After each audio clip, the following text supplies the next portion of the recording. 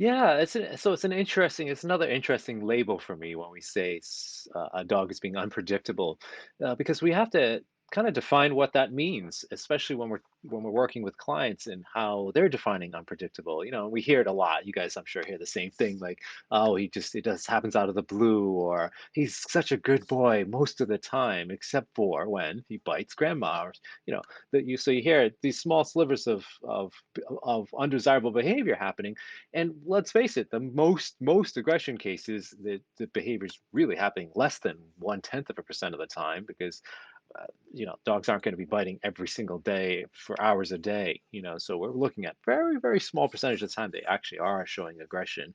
And then we have to look at those moments and determine, what was unpredictable, what seemed unpredictable about it. And it's usually one of a few factors that I help educate clients with. And one of the first things to look at is the body language of the dog, because oftentimes the dog's communicating loud and clear, "Hey, listen, I'm going to bite you if you continue doing what you're doing."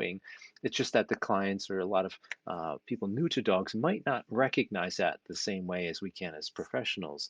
And so that's one big layer of it. And that's where we can turn unpredictability into predictability.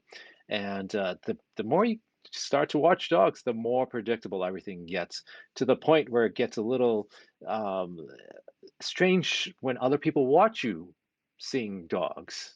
So I sometimes do seminars, and I'll see a dog give me a very subtle signal, and I'll back away, and even some of the professional trainers are like, "Ooh, why did you back away at that moment? I didn't see anything."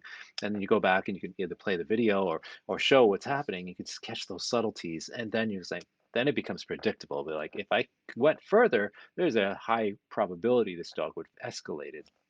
So certainly, body language. I also look at the context in which the behavior happens, because once you start getting a behavior history, you're going to see the behaviors happening very often in the same context. So, for instance, a dog that guards certain items, uses behavior to keep a certain item in their possession.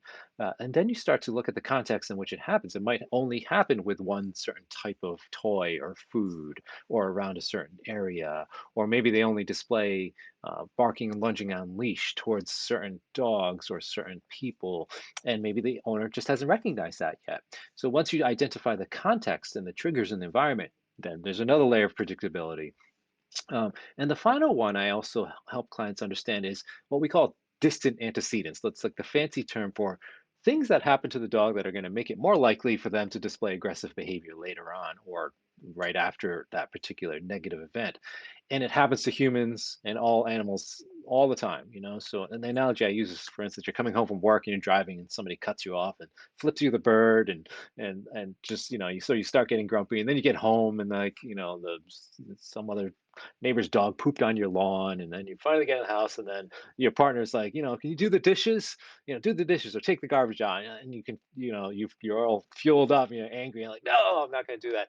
And that's because we've had previous stressors, and which would make it unpredictable. And your partner's like, "You're so unpredictable," and then that's what the dogs can experience the same. Is that we don't know that they might be, barking and lunging out the window at people going by while the owner's at work, or but recognizing those things, especially things that like underlying pain or discomfort, can can be the fuels for aggressive behavior.